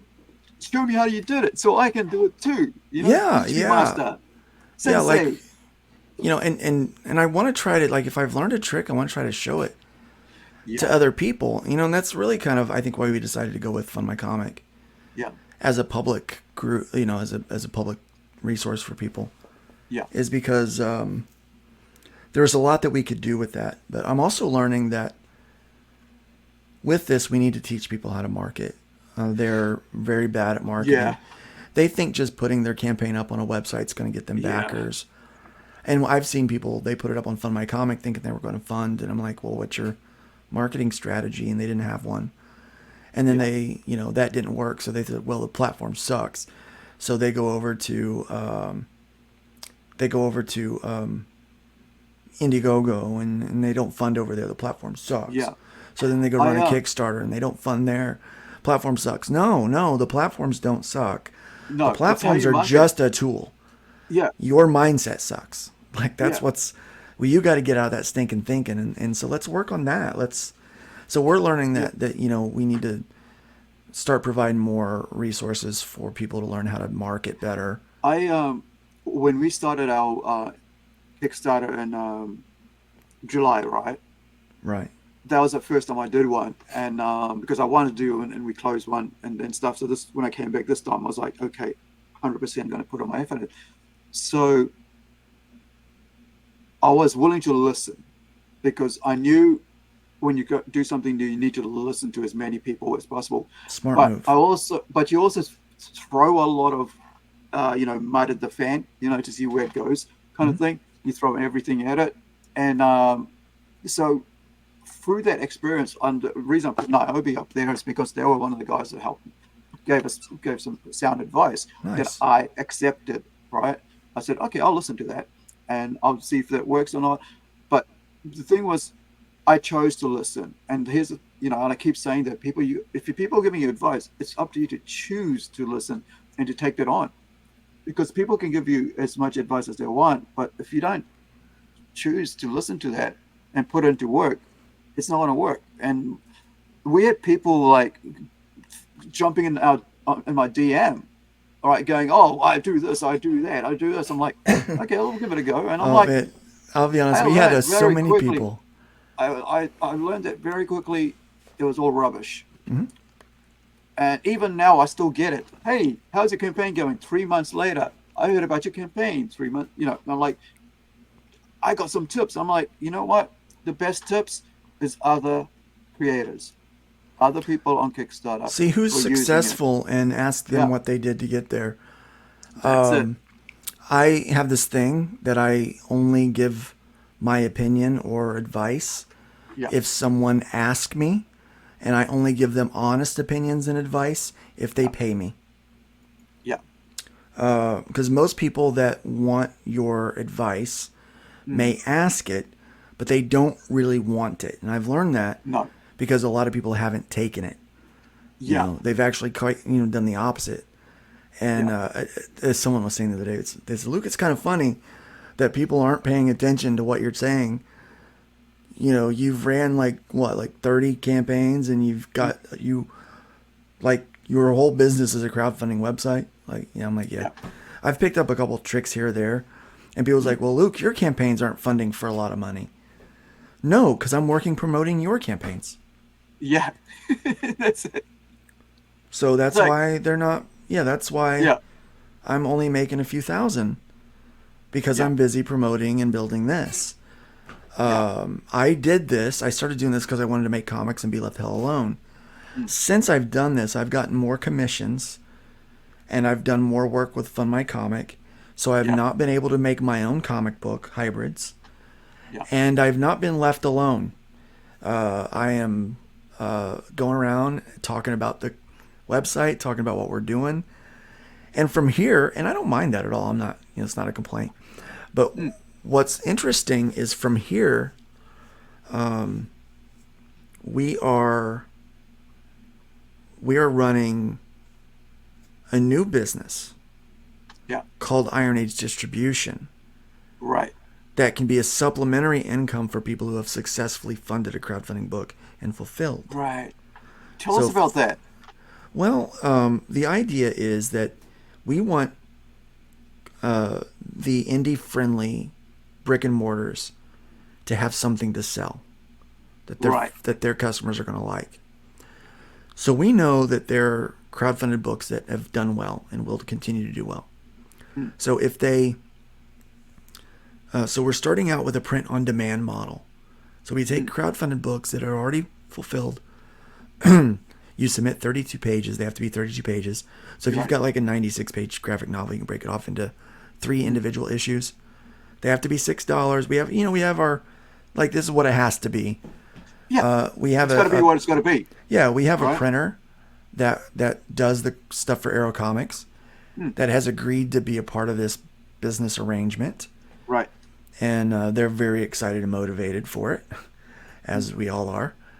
But basically, we're setting up a website where retailers can go and buy at a retail friendly price Right. your What comic excites book them, right? and sell. Yeah. And Yeah. so there's no cost to you. There's no, Mm, expensive point of entry. You don't have to go and print off, 1,500 copies, 3,000 mm. copies to be It's able to, awesome, man. to distribute. You can literally just submit your files and then we go to Yeah. work for you, you know? I think a lot of people don't understand that each area where the comic store is isn't like the other area where the comic store No, it's is. completely different. Because whatever, like my town has a different idea about comics to another town. So they're like manga here more, right? Yeah. Right. Girls buy a lot of manga here. Right. So I learned that really quickly that I need to bring in manga. And comic books, yeah, younger kids will be into comic books, but there will be other people who are into trading cards, right? Right. Yep. And so you you can't just go, a superhero comic book will work in that store because it worked in that store. Yeah. So the idea that the retailer can go to the site and pick and choose what will work in their store, or they can try out, Right. is a great idea. And then I you've love also that got idea. the power of every creator that has already Yeah. had a successful campaign, already has a market for their stuff, can say, go to this store because they stock books from Iron Age Distribution. Yeah. So you've got the marketing power of Fund My Comic behind you. Now I have another partner, Phil Avelli, that I work with for Iron Age Distribution, or IAD as we Right. call it. Because again, I am an illustrator and a comic book guy. So I partner with people that are really smart at developing websites and running those kind of things. Todd, that's what he does for a living, right? That's his livelihood. Phil used to work for a large music publisher, and he worked in their distribution wing, right? So, yeah, I partner with people that know what they're doing so that we can get there. I have these ideas I see. But the thing is, I almost died, man. I almost, I know. That, I almost died. this, So yeah, I'm not going to waste any time. I'm not going to that's waste any it, time. right? It's so easy to tear down. There's so many. Yeah. You can go to any YouTube channel right now. You Yeah. can go on there and just find so many YouTube channels that's telling you why Snow White's gonna suck and why Marvel sucks and Yeah. why people that are CG suck and why people are this suck and why this person's bad or that I do person's that on bad. my own personal like live streams when I'm doing that, and I'll give you a Right, reason right. why. You get it But all the time. But how not when many I'm here times? promoting this, Right, but how many times And can you go and find exactly, streams where they're promoting something building up? Because it's yeah. so much easier to tear down than it is to build up. man. It It's is. so much easier. Building something is hard because Yeah. as soon as you find a way to elevate yourself out of the crab bucket, the crabs get Yeah. really pissy with you. They do. They do. I had this thing the other day. I put up like experiences I had. Right. I'm looking back on my life. 50 years. I'm 50. I turned Yeah. 50 in May. Right. And my mum just last week turned 71. That means I was born She's 21. 6 months before she turned 21. Yeah. Right. And so we have a 21-year difference between us. So I'm looking back at my life and I'm thinking, what have I done? And I go, I've got all these experiences. And the problem, and then I write it. I go this, and I said, like, the only time you can't, use these experiences is when you don't, lose these experiences if you don't use them. Mhm. And so suddenly, people were like, oh, he's being arrogant and proudful, So I'm like, no, it was just that I was There's looking a at fine line myself. between pride and arrogance and confidence. Yeah. You can be But I so was more- confident. Yeah. But I was more thinking about like, that's 50 years. And then I was talking to a guy about 2 weeks earlier who had spent 50 years in the same thing. But he'd used that 50 years of getting his own children's, and granddaughters through the same business, Mhm. right? Working at the wharf, on the ports, right? Building something, creating Yeah. something. Yeah. And so we do have this thing in New Zealand called tall poppy. So if you stick your head out, there's always going to be people trying to chop you down. Right. Yeah. So, and I had Paul Chato in here a couple of weeks ago, and his fun, I always do this thing with all our guests where I go, hey, you get the last word, 3 to 5 minutes, you say what you want to say to people, direct, and he said, once somebody's bitten you, move on. That once bitten, twice shy, once somebody's, move on. And I'm like, I'm at that stage now. I'm like, if somebody's done me wrong, I'm just going to move on. Unless I was at fault, right? Because it's like move on. And life is too short now because we're at the stage where, like, if you, like I said, 3 times suicide attempt, right? I'm not want to be there anymore. So I'm going to guard my happiness. I'm going to guard my soul. I'm going to protect myself. Like, I'm going to keep myself, right? Right. Yeah. And the other tearing down thing, like, so, I think it's just so tiresome. It gets tiring after a while. It gets exhausting, doesn't it? Yeah, it's just like, I mean, if it happens to you, you're like, dude, again, why am I wasting time explaining shit to you? When I do finally take my last breath and leave this planet, I want it to be said that Luke tried really hard. That he tried to build up some stuff and he tried to do better. He tried to leave the wood pile higher than when he found it, and whenever you stick your neck out, someone's going to be there to try to chop your head off. I mean, that's the truth. I mean, man. It's really going to happen. But and any amount of success that you gain, you're going to find enemies that you didn't know you had. Yeah. And it's crazy, I get people that try to compare what Fund My Comic is now with what Indiegogo and Kickstarter are. I'm like, guys, we're 5.5 months old. Yeah, but we're coming for them. Yeah, that's what surprised me. Like, when that's like our goal is. You only started this year. I was like, wait, what? Yeah, like we're coming. Everybody's for talking them. about it. Everybody's talking about it. Like Nita Lanning, right? She mentioned it, and I'm like, a little while back, and I'm like, wait. I want there to be a day when the executives at these places sit down and say, hey, what happened to our comic book business? We were 5%. Now we're at 3%. Like, oh, I'll tell you why. Because that website's offering a 3% platform fee and catering to their needs. Yeah. And I want them to think, wow, now we've got to compete with these guys. And let's be honest, they're bigger than me. They've got full-time everything. If they wanted, they could squash us, That's not a big deal. But, right? I mean, at the end of the day, competition, it breeds excellence. Yeah. And it breeds excellence. It really does. They could do better. And we could do better. And we're going to do better. Like, we're growing we're adding. The fun part is that the users of the website get to determine what the next upgrade to the website is. So it's ever evolving. Our intention is that for the first year and a half, that we won't really turn a profit because every penny will go back into developing a new feature. Always. It's usually about, what is it like? I mean, it's about 3 years. Sometimes it's about 2 to 3 years before you can turn a profit and stuff, Mm-hmm. And, but the more customers, creators come to the platform, the more people hear about it, the more, like me, like we were only talking about last week, I think it was with, was it Kazan or somebody, and, that's why 2 weeks ago, that's what we're talking online between us like this. And we said, all about Fund My Comics. And they said, oh, why don't I go find out about it? And I think we're at a point where there's enough creators out here looking for platforms that are going to let them do what they want to do. Mm-hmm.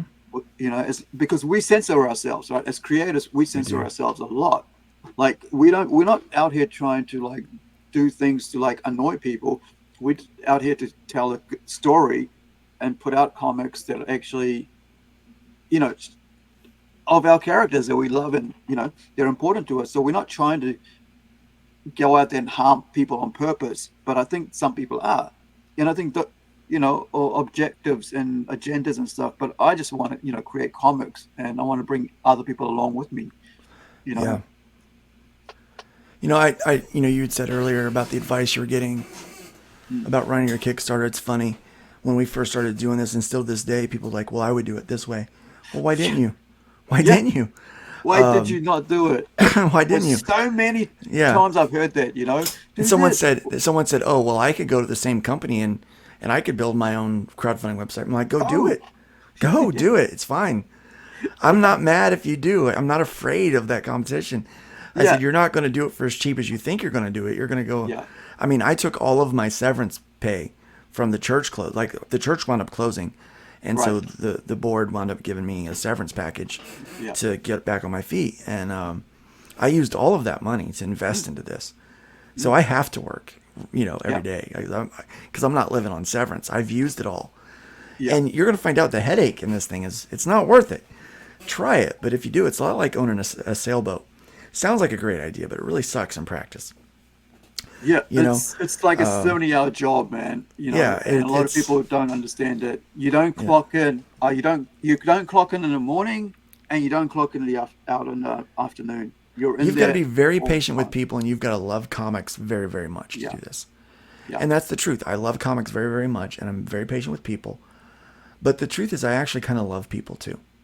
yeah, I love creators, yeah, and even as testy as some of them can be, it's that personality that creates great art and that I love. yeah, yeah, I wouldn't want them to change. yeah. So, but yeah, so I say, what keeps people from doing these things and why they get upset for people for doing them? It's because fear keeps them from doing it, and they get pissed off at themselves because they were too afraid to try. That's it. Yeah, I think that's what it is. yeah. And And then when they see other people succeed, I'm different. Like, so if I see something good happening out there, I'm like, I'm gonna have to do something. I'm gonna have to do something. If I see yeah, some beautiful art and stuff, go, yeah, I should do something on my own. I get should excited. If try I to see figure that somebody out. playing a Yeah, guitar, I'm like, yeah, I wanna. I should try to I've figure been that wanting out. to play bass for years, and then my in my 20s, I used to own a bass, and I used to play the guitar and stuff. And then 30 years last year, I went and bought a bass because I've been wanting to do it for so long again. And then, I went and did a job, did a contract, and saved money, and then bought a bass because I wanted to do it for so long, and I Right. finally had the chance to do it. It's like that Shia LaBeouf quote: "Do Mm, it. Just do it. yeah, Don't let your dreams be dreams. Make them a reality." yeah, And what I've learned is that some of my dreams that I'm trying to make reality, the reality is mm, different than how I dreamed it. yeah, But when you learn that, like, okay, well, maybe that's too far fetched. I can't have a hovering car mm, right now. I'll figure that out eventually. But it's that innovative. It's that my favorite ride at Walt Disney World is the Carousel of Progress. It's right, this idea about what can we imagine and dream for tomorrow, and mm, what can it be. So yeah, I joke, and mm, we kid because we try to have fun. We try to make comics fun. People take themselves way too serious. We yeah, do not. Fun My Comic. We take what we do serious. We do not take ourselves serious. We that's have it. fun.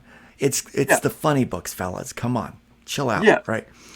yeah, So we joke, but we say, yeah, we're coming for these bigger companies. yeah, We're going to.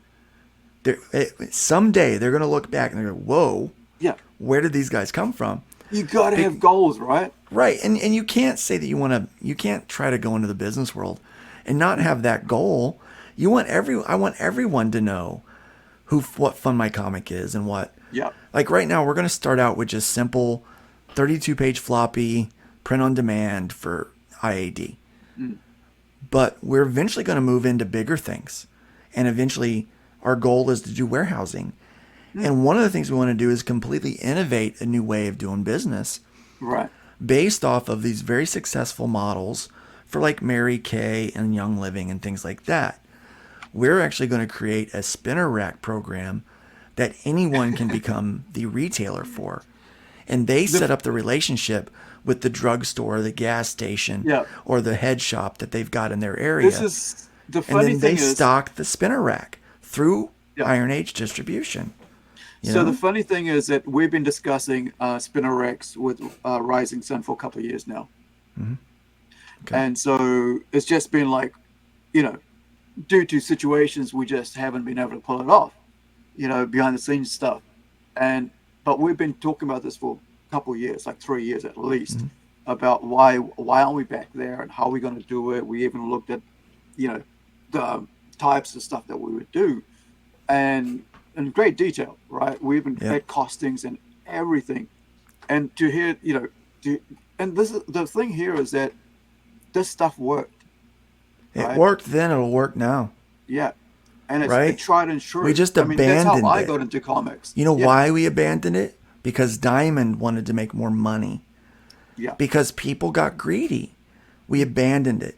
It's time to redistribute that wealth and put it somewhere else. But whenever you redistribute money, whenever you redirect money from one place to another, you're going to make enemies. And I know that we're going to make enemies too, but that's fine. That's fine. Yeah. What's most important is that we give people an opportunity to supplement their incomes, or maybe even find themselves in a brand new business, doing something that they love. Yeah. Look, without having to play the roles that they tell you to. People were so mad at Eric July that he didn't follow the proper channels. Who cares? What does that even mean, man? What is it? It's like, everything has to be done one way. Seriously, why do It makes me pull my hair out, man. I'm like, I know, man. I was like, I want to talk to Eric July because I've watched him, right, for a couple of years, like for the last 5 years or so. Man. And I think the idea that everything has to be done one way is very fascist. It is, and it's boring. God, it's so boring. These people that always talk about, when all they talk about is their politics and their sex. And I'm like, it's so boring. Is that all that you are? It's like, let's talk about something else. Comics. Let's talk about aliens invading planets in galaxies unknown. Let's talk about the birth and rise of superheroes because of angels and humans procreating. Let's talk about, real battles. Let's just get away from this for a minute and have some fun. And tell me what your favorite dinosaur is. You know what? When you're an adult, no one asks you what your favorite dinosaur is anymore. Yeah. By the way, it's a T-Rex. I still love the T-Rex. My second favorite is the Triceratops. When I was in my 20s, I wanted to represent New Zealand as a rollerblade person, right? Rollerblader. Right, okay. Yeah, that was that, and I thought that was, that would be the thing. And, but that was then, right? So at the end of time, right, I think I just want to be known as an artist. It's fun to make pictures. It's so much fun to make pictures. I get to tell stories that other people draw. That's my excitement. Yeah. When I see somebody take a panel that I've done a bit of details in and make this, pencil it out like this, from another country, right? And the only time we talk to each other is on email, right? Back and forth. And then he goes and inks it. And, we get to see, these amazing situations. This place is actually out here, right? Just about 40, not even 40, about 20, 25 minutes away from here, right, at the coast. And I get to put that in a sci-fi setting. That is magic to me, Yeah, that's awesome. Even on the days when I get a message saying, hey, so-and-so's mocking your voice on their YouTube channel right now. Yeah. Even on those days, even when some random person is talking about me in a negative way because of I've done whatever, some imaginary thing, whatever. Even on those rough days, I'm like, you know what? Yeah. I'm making comic books and I'm helping other people make comic books. You can't get me in a bad mood. Yeah. I love what I do. This is awesome. This is my book. This is what I do when I'm crowdfunding. I sold probably,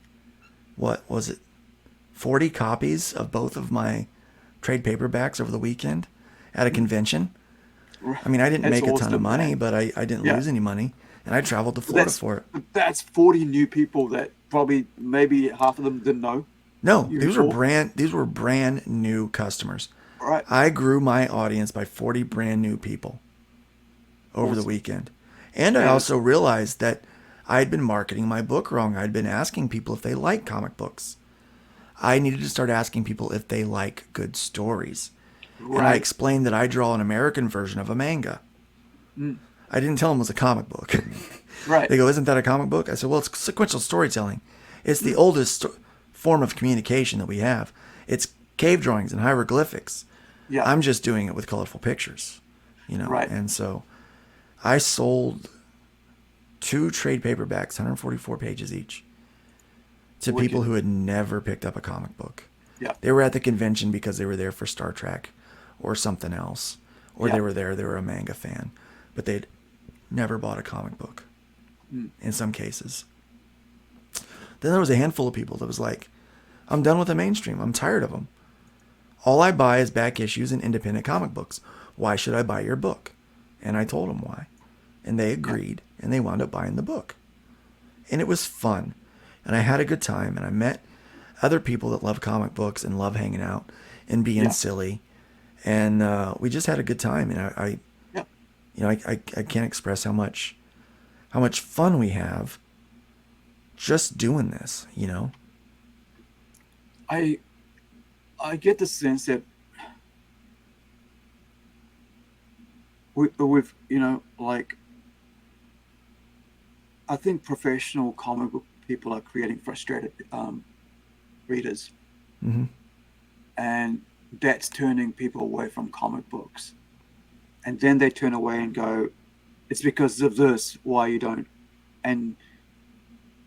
But then indie comics comes across and goes, like you said, we try and tell a good story, and we're trying to tell our stories. When I was setting up, this is 5 years ago, when we tried to set up Plunge, because I got asked to set up Plunge Convention first, right? Which is an pop culture convention here in Whangarei. Mm-hmm. And my arts community, basically, one of the leaders there was the first one to suggest, who are you? What did you, what are your aims in life? I said, I was going to do this. Well, if you ever decide to do a convention, we'll back you. So we ended up being the first thing. We didn't even do comics because I had a head injury and I had forgotten all about comics. And so we did a convention. And then I looked at business of it. And one thing that I wanted to stand up and for us was to stand up and say, our stories, our way. That's it. Our stories, our way. So when you look at our thing, it says, our stories, our way. What is your aim? Our stories, our way. I'm trying to tell you our stories, our way. And it's just, that's it. And I think that's what most creatives are doing. That's why I love indie creatives, because they're just like me. Yeah, there's conventional storytelling techniques and conventions that you learn along the way. You learn those things where, you can be taught. There's books. You can take classes that can make you a better storyteller. There's ways that you can learn better sequential storytelling, and so there's a better way to do it. I don't think there's a right or wrong way. There's a better way and a worse way to do things when it comes to storytelling. But I think the only wrong way is to not do it all together, is to want to do it and never take the step, never take the plunge, because you allow fear to get in the way. I didn't allow fear to stop me from starting a website. We're 5.5 months into it. We're literally 9 months out of schedule from where we thought we would be. We have had our first campaign break $20,000 on the website. We've had, awesome. 5 or 6 campaigns that break 10K. We've got 3 of them that are racing to try to catch up with that $20,000 campaign right now. So what is that one called? Oh, well, we've got a few. So we've got, if you go to the front page, I'll show you the campaigns. So if you just scroll down the featured section here, it starts at the top. You can go right all the way back up the top. Bronze Star just broke 20,000. That was done exclusively. Okay. He's on other platforms, but at $20,000. Oh, it's Mike Barron. Yeah. Mike Barron was done on the platform. $19,901 for Scribbles, which is right next to it. That's Kelsey Shannon, and that's exclusively on Fund My Comic. Awesome. And then if you scroll down a little bit, Fiendish will get there by the end of the week, I think. Yeah. Who knows, by the end of the weekend maybe. Yeah, I even mean, like only 9 days, and boom. $13,000 in what, a couple of hours, few Yeah, hours. and they were only going for 1,000, right? Yeah, that's all she So needed. That's all she needed was yeah, 1,000. And yeah, so if you scroll down, you'll see. Keep going. Keep going. They haven't had any tips lately, so they've gone for mm, right there. AR13L, $18,531. That's mm, only been raised here on this website. That's the only right. place it's been found. So those campaigns are doing, they're racing towards it. We've had other campaigns that have made over 10,000 that have Yeah. been closed out now. Ma'am, I Am made over 10K. Mm. I Wise just of want to Heart show made you over this 10K. because I've got in Glenn Fleming in about another 6 hours. I'll be interviewing him. I So love he's Glenn. on your he's annotated is on Annotated, your yeah. site as well. Is it only on your site? It's full color, Yeah, 100 this is it. pages, man. Look at that. Yeah, this is it. Yeah. So he's old school, so we're trying to help him learn how to get out there and market and stuff. He Yeah. is an immensely talented individual He who more is. people should He know who he is. is. I Yeah. believe more people should know who Glenn Fleming is. I Like, interviewed him, oh, well, just like this during COVID. he's an And that's how I amazing got to interview, know isn't him. he? Yeah. I mean, we were talking It's very about good. Kirby, his documentary on Kirby and stuff. Yeah. So with that, yeah, so that's on later on tonight, guys. So if you're watching, join us then. But we're with this. So what I do at the end of every discussion, I don't like to call it an interview. I find it better just a discussion. So with that, I just want to thank you, Luke. And man, I just enjoyed this awesome, learning a lot about Fun My Comic. I'm so encouraged. I'm really encouraged because one thing that I do apart from this, right? So apart from this, which is an all ages book, right, Incredi-Girl, I love which it. finished over in it's under the finished over at Kickstarter, but under my own banner, which is Plunge Studios, right, and NZ, New Zealand, I I do. I mean, this is under mine as well, but like I do mature comics. Hmm. So not sex mature comics. I mean, like just mature comics with Yeah. mature themes and stuff. Heaven, hell, and uh, sci-fi, zombies, whatever. Right. Yeah. Death, gore, and all that, but not all the time, right? So they're all different books have different things, but for mature audience, like 15 and up. Yeah. So I was questioning whether I do that on, Kickstarter or I move somewhere else and I feel like I was just saying that I feel safe to take something like, what I'm doing here with this one with our Robot Nation series, because if you look at it, like, am I here? It looks cool. Where's my mouse? Is it? There it is. I'm on two another screen. I So understand that. when you have stuff like this, It's like I very mean, cool. it's inked by the artist, so he's going to do what he wants. But I mean, just a young couple, just coming into this horror scene, Yeah. and I can't put that under all ages banner because it's not. And so I True. wanted to Yeah. figure out where I'd take that, and so Well, we have categories under yeah, comics, right? Yeah. So yeah, we have. and so I feel like this is going to be where I can come and test what I want to do, and Yeah. with a mature comic series, And the other thing is it's an anthology series, so it's going to be like 2 stories per book, and then there'll be, if it succeeds, then I'll do another 2 stories per book, then another 2 stories, and we keep our artists working along, and just the two of us just writing, and I've got like probably about 3-4 stories already ready to go. I just got to script it out for him, but his art is so cool, Francisco Conti, and I'm it excites me that I can actually put something, and not worry about it, like going, oh, there's something in there you don't want, and like, well, we don't want, and there it goes. But I'm encouraged, and yeah, thank you so much for taking the time. Man, it was my to, pleasure. I've really enjoyed being here with you today. Yeah, man, I always love talking about comic books and yeah. the love of creating and stuff like that. And it's a pleasure, man. It's a pleasure, real pleasure. So with that in mind, and I'm finishing up here, I always give, like I mentioned earlier, about 3 to 5 minutes Mm-hmm. to our guests to say, hey, say whatever you want to say to everybody. Don't let fear keep you from achieving what you want to do. Life is short. We're not promised tomorrow. Uh, don't let anything get in your way. Do what makes you happy and don't spend your time on people who don't appreciate you and appreciate what you do. At the end of the day, in 20 years from now, no one's going to remember that you worked over, except for maybe your kids. So invest in who and what's important to you. Remember, it's very easy to tear things down and to be negative and to cause fights. And it's a pretty quick way to get some notice and some recognition.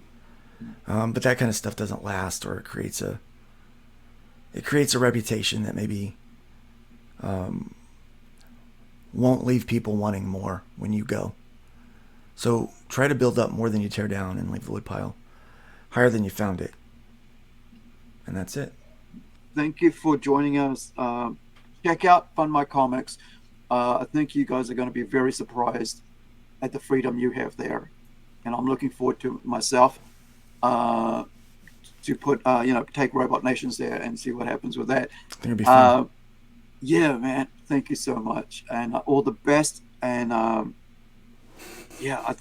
just excited. I like talking about comics. And I like people like yourself, entrepreneurs, who've got so much they do for the community that, aren't known for what they do, but are out there. And I like the idea that you come out of comics and you're also doing comic, but you're still doing this as well. You haven't sort of left it, to just concentrate on it. So thank you so much, man.